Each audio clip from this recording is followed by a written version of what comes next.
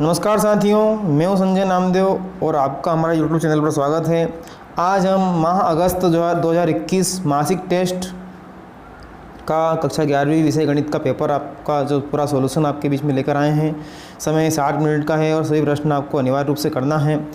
जो हमारा पहला प्रश्न है उसे आप देखिए, सही विकल्प चुनिए। पहला प्रश्न, किसी कक्षा में बुद्धिमान छात्रों का समुच्चय है रिक्त समुच्चय, एकक समुच्चय, परिमित समुच्चय, सुपरिमित सुपरिभाषित समुच्चय। ये पहला हमारा रिक्त स्थान सही विकल्प है। दूसरा है, यदि x-1 और y-2 = 3 1 हो तो x का मान ज्ञात कीजिए। तीसरा हमारा है 10 8/8 का मान ज्ञात कीजिए। i⁴ का जो मान है वो ज्ञात कीजिए। इसी प्रकार रिक्त स्थान हमको दिए गए हैं। हम यहाँ पर जितने भी रिक्त स्थान दिए गए हैं, सही विकल्प दिए गए हैं, आप ये प्रश्न पत्र देख पा रहे हैं। इस पूरे प्रश्न पत्र को हमने हमारे इस भाग में हल करवाया है।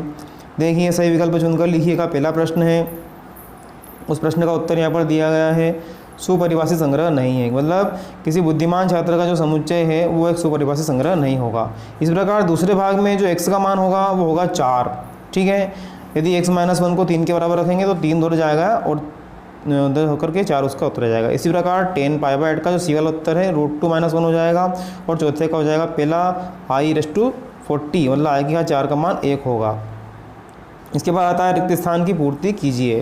रिक्त स्थान हमारा पहला था कि यदि x एक प्राकृत संख्या है तो 24x छोटा है 100 का हल होगा, तो उसका मान होगा x जो है उसका मान -∞ से 25/6 होगा। इसी प्रकार जो दूसरा हमारा रिक्त स्थान था 5c2 का मान ज्ञात कीजिए, तो 5c2 का मान जो 10 होगा। इसी प्रकार तीसरा रिक्त स्थान हमारा है, यदि समुच्चय a और b समान है तो उसमें अवयवों की संख्या भी क्या होगी, समान हो जाएगी।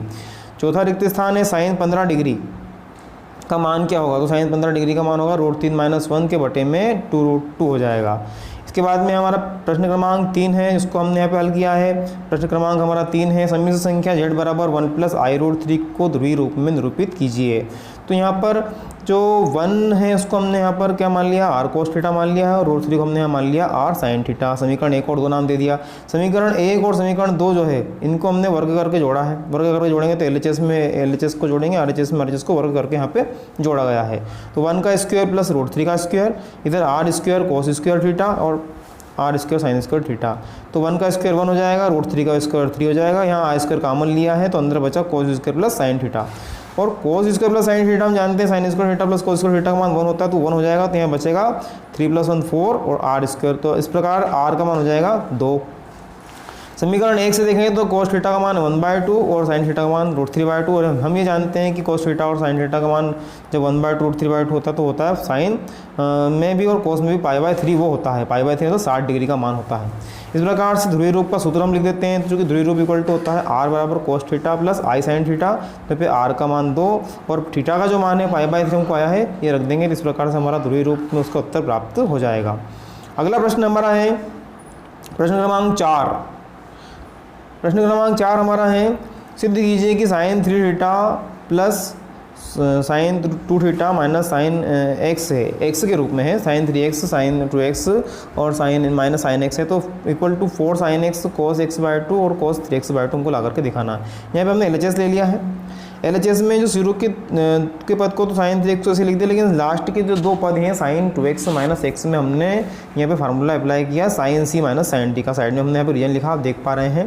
तो 2c के स्थान पर है और d के स्थान पर हम मान रखेंगे तो ये 2 cos 3x/2 और sin x/2 हो जाएगा। फिर हमने इस वाले पद को इसी प्रकार लिख दिया, लेकिन ये जो sin 3x लिखा है इसमें हमने sin 2 थीटा फार्मूला अप्लाई किया है, 2 sin theta dot cos theta. तो 2 sin 3x/2 और cos 3x/2 मतलब एंगल की राशि आधी हो जाती है, तो ये हमने अप्लाई किया। अगली स्टेप में हम देखते हैं कि यहाँ 2 और cos 3x/2, 2 और cos 3x/2 क्या है, कॉमन आ रहा है, तो कॉमन लिया, अंदर बचेगा यहाँ पे sin 3x/2 और sin x/2 प्लस का बचेगा। फिर इसी प्रकार sin c plus sin d का फार्मूला आप देख रहे हैं, 2 sin c प्लस d/2 और cos c माइनस d/2 हमने अप्लाई किया, तो ये हो जाएगा 2 sin x dot cos x/2। इसे 2.2 को हम क्या कर देंगे, 2.2 को 4 लिख देंगे, sin x लिख देंगे, यहाँ पर sin x हो गया, cos x/2 हो गया और cos 3x/2 हो गया, और ये हमारा क्या है, RHS है। इस प्रकार हमारा प्रश्न हल हो जाता है। अगला प्रश्न है हमारा 5वां प्रश्न पढ़ता हूँ मैं। एक विद्यालय में 20 अध्यापक हैं जो गणित या भौतिकी पढ़ाते हैं। इनमें से 12 गणित पढ़ाते हैं, 4 भौतिकी और गणित दोनों पढ़ाते हैं, तो कितने अध्यापक भौतिकी पढ़ाते हैं हमको माना। तो माना हमने गणित के अध्यापक एम है और भौतिकी के जो अध्यापक हैं वो पी है। ठीक है, दिया है हमें कि जो गणित और भौतिकी दोनों पढ़ाते हैं उनकी संख्या तो 20 है, तो एन एम यूनियन पी हमारा 20 हो जाएगा।